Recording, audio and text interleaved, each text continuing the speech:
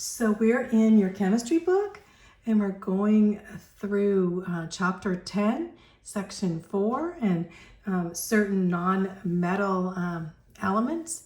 We did hydrogen, oxygen, and nitrogen, and now we're going to do phosphorus. So let's look at our periodic table for phosphorus. Now, we went through nitrogen, and we see when the table is over here. You know, we have hydrogen over here with the metals and such, and on over to this side, which we went over oxygen and nitrogen, and now we're going to go over phosphorus, and then next we're going to do sulfur. So we're kind of concentrating right here in the midst. So let's zoom this in. There we go. So we see we went over nitrogen and oxygen, and now we're going to go over phosphorus and next sulfur, this area here. And so we can see nitrogen will have similar qualities to phosphorus. When we think of phosphorus, there's a picture of matches here, because you think of phosphorus lighting matches. And also sulfur is the match head.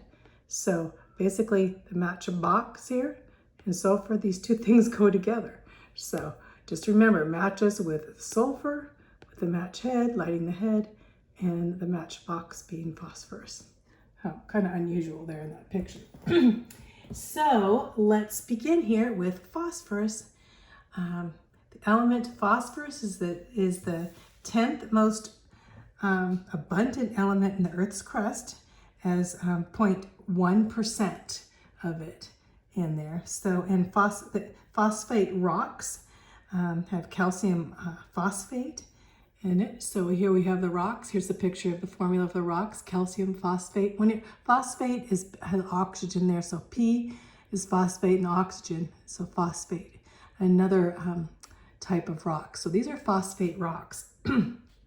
Also, phosphorus is present in all living things. It's the 6th element in the human body, the most abundant element, 6th of 6th. So it's found in our bodies.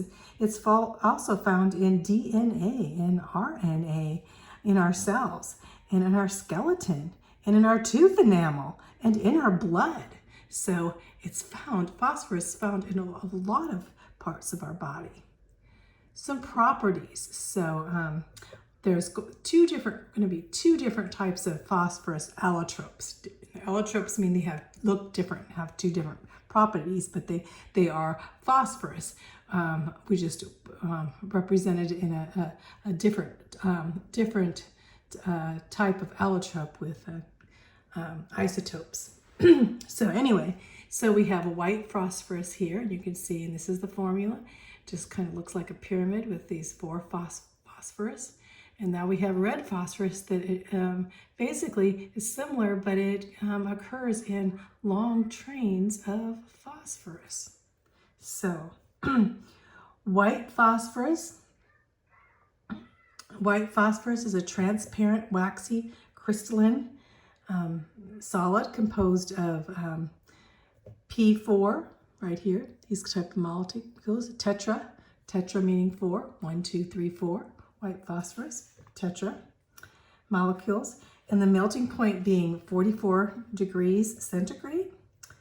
It's insoluble in water, so you can't dissolve it in water, and it's also insoluble in alcohol. So, but you have to actually dissolve it in a carbon disulfide would be one way to dissolve it here. So this kind of tells in your book. It's highly toxic. In fact, if you accidentally swallow some, you'll have severe gastrointestinal irritation, and damages your liver, can cause you to have convulsions and even death. So only 50 to 10 milligrams of a lethal injection would probably kill you, so of phosphorus. So you don't want to just ingest or eat phosphorus in a chemical form. So also, if it even contacts the skin, it can cause toxic, painful burns in your skin. It ignites spontaneously, so we think of igniting like matches, and it must be stored underwater. See the picture of the white phosphorus being stored underwater. So they have to store it underwater, which is, would be kind of a hassle. So, and then of course the red phosphorus is more stable with these long lines of polymeric chains of phosphorus all joined together. 1, 2, 3 phosphorus. P4, P4, 1, 2, 3, 4, and they're all chained together in phosphorus. This is red phosphorus. So let's go on to the next here. To chemically prepare phosphorus. So let's talk about the preparation. I'm not going to go over, you can see here in your book the equations that are involved, but here we have P4, which is our phosphorus. Here, this obtained from phosphorus rock by heating. They take the rock and they heat the rock to 1,000 degrees with coke carbon. When you think of the coke, the word coke is carbon. So whenever you say we're heating with coke, you're talking about carbon molecules. And with silicon sand. So here you have carbon and silicon sand right here in the midst of this. So producing this reaction, which is here at high temperatures of, or high energy, I should say, of kilojoules, positive kilojoules being endothermic reaction. So producing, when you say endothermic, it means it's going to produce this heat towards the end, but also in the beginning it's going to be very cold. And this calcium silicate that comes from this process is known as slag. So when you hear the word slag, you're going to think of phosphorus, producing phosphorus. The major use of elemental phosphorus is in the synthesis of phosphoric acid and other phosphorus compounds. So basically making phosphoric acid is the major use. It's also used in manufacturing matches, as I told before, and also in ammunition for producing shells, bullets, fire-producing shells, and tracer bullets and smoke bombs and stuff. So phosphorus is important when we talk about the military, So on to the reactions with halogens. Remember halogens? Okay, let's look in our periodic table. Halogens are going to be these clear over that react really easily with about everything. Fluorine, chlorine, bromine, iodine, on down. So these are the halogens. So phosphorus reacts with these halogens in many cases, especially here's a picture of chlorine. So it forms either trihalide or pentahalide, basically meaning, pentachloride or pentahalide, just meaning the halide, which is one of those. It could either be fluorine or chlorine. And so chloride would be their example. And so it will react with chlorine here, performing actually 4 phosphorus chlorides here in the midst. So, and this could actually change the chloride. You could put fluorine F in there, or you could put bromine or iodine in there too. So, uses, reactions. Reactions now with the halogens happen. Here's another reaction here. Phosphorus trichloride in the midst, and we have a picture here.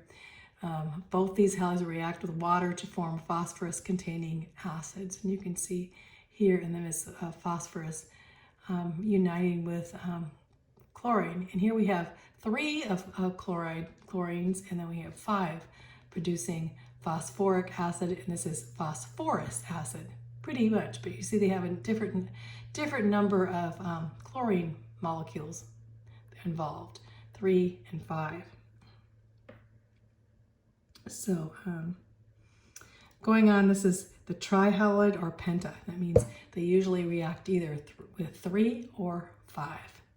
So whenever they're reacting with those halogens, it's either going to be 3 of them in the midst, or 5 of them, depending on what. You're talking about their bondings being phosphorus having more bonding, like triple bonds. Reactions with oxygen. It also reacts with oxygen, and it produces two different oxides, and both are crystalline and molecular forms both. Their formulas here are going to be similar. We have the formulas, the crystalline formulas have the P2O3 and P2O5 again. So 3 oxygens and 5 phosphorus trioxide and phosphorus pentaoxide. So, but also they do form others, as you can see here. So in the midst, so it reacts in the molecular there. So reacts with the oxygen, with the halides. What else does phosphorus react with? Here's a picture actually. Let's go show you these pictures here. This is phosphorus trioxide. See how it's put together here with the phosphorus 1, 2, 3. There's always groups of 4, and how the oxygens form this P4O6 in this. And here's another type, phosphorus pentaoxide. We still have the 4 molecules of phosphorus. Then we have all these oxygen of 10 molecules forming. So you can see how it can form way different ways, you know, in the midst of uniting with oxygen. So reactions with sulfur. So P4S3 right here is formed again in bonds of 4 with sulfur. And this is kind of a yellow crystalline and basically used on striking the matches, the rough surface on the matches, like I said before. And there are the regular and the safety matches, of course, have the tips. The regular, when you talk about the matches, when you talk about safety matches, the difference there is the safety matches have the basically on the tips, and there you have to strike them. But if you had the regular phosphorus, you would just have to rub against a rough surface, and it could start on fire pretty quickly. So that's why they have these safety matches. On the other hand, have a tip composed of potassium chloride on the tip here, so that prevents, you have to strike the match. It just won't ignite on its own, so which makes it safe. So phosphoric acid and phosphates. So phosphoric acid, this is the formula. When you have a hydrogen there, remember it makes it acid there with the hydrogen and phosphate would be phosphoric acid. And it's one of the most important industrial chemicals in the United States. Remember, that'll be a test question, that what phosphorus acid is used with billions, is most important industrial chemical. So we really need phosphorus, you know. In fact, billions of pounds of phosphorus are produced every year. And in the lab, 82% is phosphoric acid. So again, when you have that H, that makes it an acid, so it's phosphoric acid. And here's a combination of it here, as you can see here, forming and how they want to develop or produce phosphoric acid, how important that is. Well, let's talk about that a little bit. Both phosphoric acid and its salts or phosphates are common in everyday life. In dilute form, phosphoric acid is non-toxic, and it kind of has a pleasant sour taste like citrus found in fruits. And they use it in carbonated soft drinks, and they add tartness to the acids in jams and jellies. So it's kind of that sweet taste. So, and here you can see are some food uses here: carbonated beverages for tartness, leavening agents, quick cooking cereals, emulsifiers, and buffers. These are for food. Chemical agents. It's a strong alkaline cleaning agent, and it's acidic cleaning agent too. So both add phosphorus, and it's very abrasive in toothpaste. So they put phosphates in our toothpaste so that, you know, it will be abrasive to our teeth to get rid of the bacteria in our teeth. Dishwasher detergents also. So other uses of fertilizers and water softeners and flame retardants. Insecticides, very, very common for phosphate insecticides. In fact, the main insecticides are with phosphorus in there. So, okay. Let's see if anything else. There's a dilute form is, again, non-toxic, so you don't have to worry about the toxicity there. It's also, as we got down here, it talked about sodium salt and controlling the acid in food, like cured hams and instant cereals. So it pasteurized, processed cheese and all these things controls acids, so it doesn't taste, our foods taste better. And also, phosphate is used in producing in yeast. I went back up here. Leavening agents. Why do they say leavening agents? What is that? Well, say that you're making bread and you want your bread to rise. So they put phosphorus because as the process with the leavening agents will produce carbon dioxide and make it rise with carbon dioxide air because of phosphorus. So they had phosphates cause this batter to rise. It can be used, we went over the toothpaste, but it's important in fertilizers. And it's the percentage of phosphate rock is mined is converted to superphosphate. What is the superphosphate? Well, here's the formula, but a superphosphate is used in fertilizers as the source element of phosphorus. So they put this superphosphate into the fertilizer to actually, in the fertilizers, to basically bringing forth the use of the fertilizers, kind of like the leavening agent we had before. And some were used in detergents.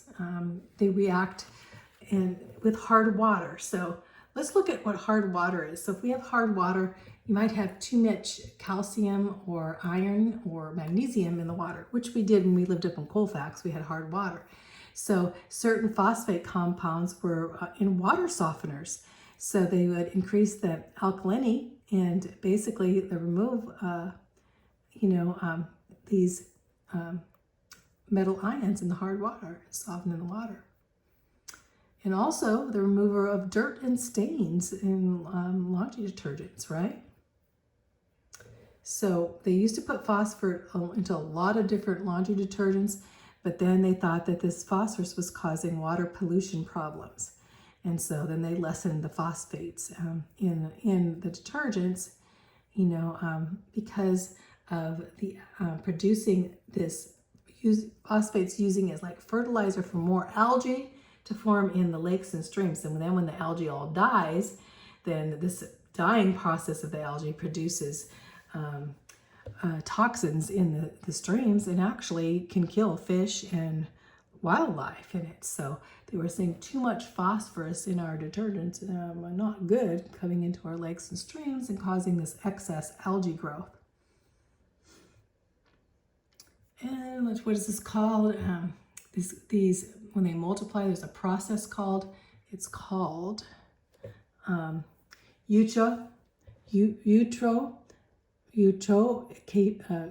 Eutrophication. I pronounce it right. So eutrophication is this happening when this algae die and they decay. Eutrophication is very harsh to the environment, and so they wanted to limit a lot of our phosphates. So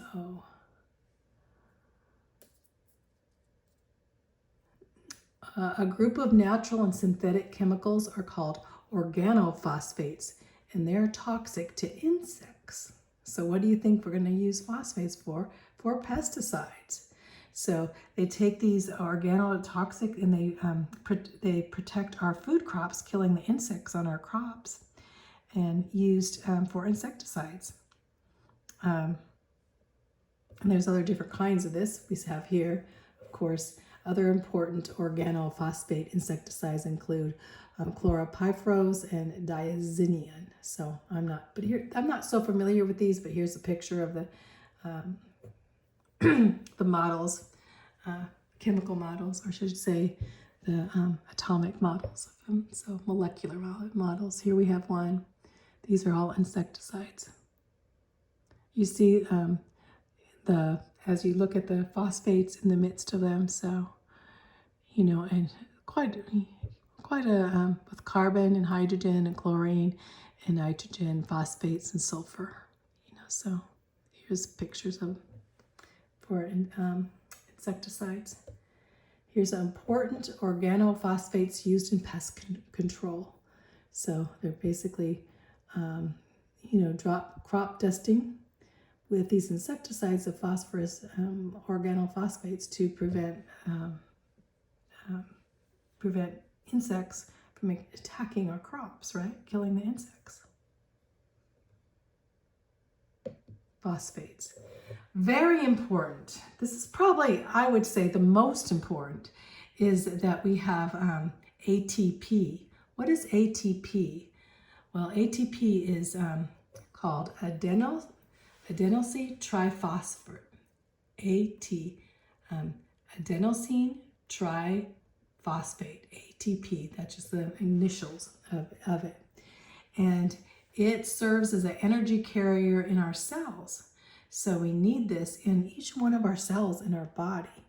And the energy is released by the burning of foods and such in our body too, so that we can burn the foods that we eat, the starches and carbohydrates, I should say, and produce energy. And this ATP can be broken down to release this energy when the cell needs it. So here's the cycle we go through here. So pretty important. Starts here. The energy from the glucose breakdown is used to assemble ATP and free phosphates. So here we have in the midst here in the mitochondria. These are our power plants of our cells going into this ATP here. This big ATP diffuses throughout the cell.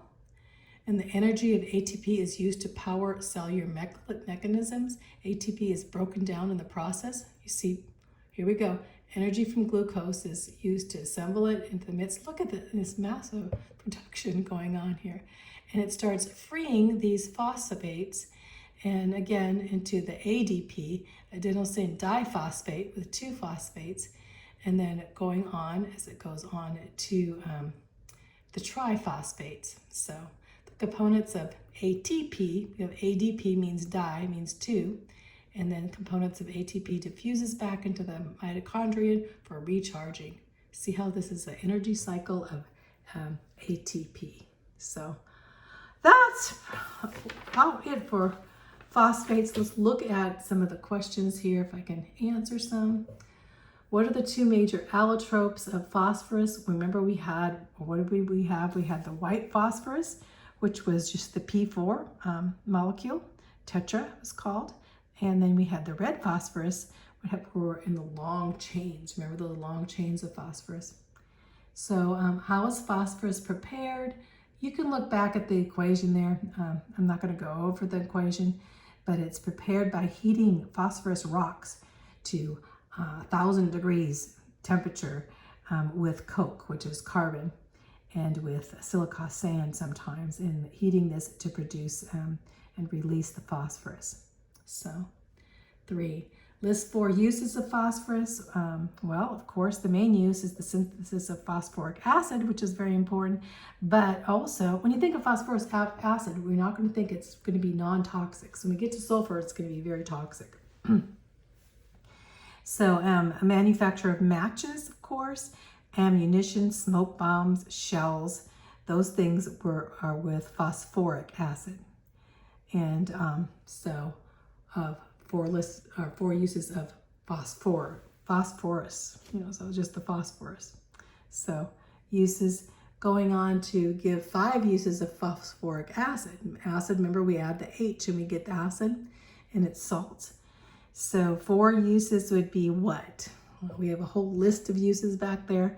As you recall, things like carbonated beverages, detergents, quick cooking cereals, abrasive toothpastes, and also in fertilizer. All these things are phosphoric acid. So it's important. It's one of the biggest things America is producing is phosphoric acid, because it's in a lot of things that we need and a lot of things that are in our daily lives.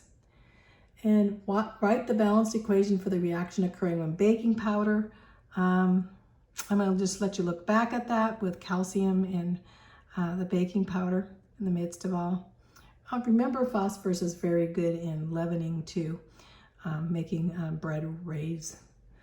How do safety matches differ from strike anywhere matches? Well, safety matches will not ignite spontaneous. You have to take a match and you have to rub it against, as for the sulfur at the top, the tip with potassium chloride on the tip, and that will make it ignite. The safety matches with just phosphorus can ignite spontaneous, or the non-safety ones. So where there can be the strike anywhere. I call strike anywhere on any rough surface. So that's the difference between them. So let's go ahead and stop there. That's on phosphorus. So I hope you got a lot of these, knowing phosphorus is used for a lot of things.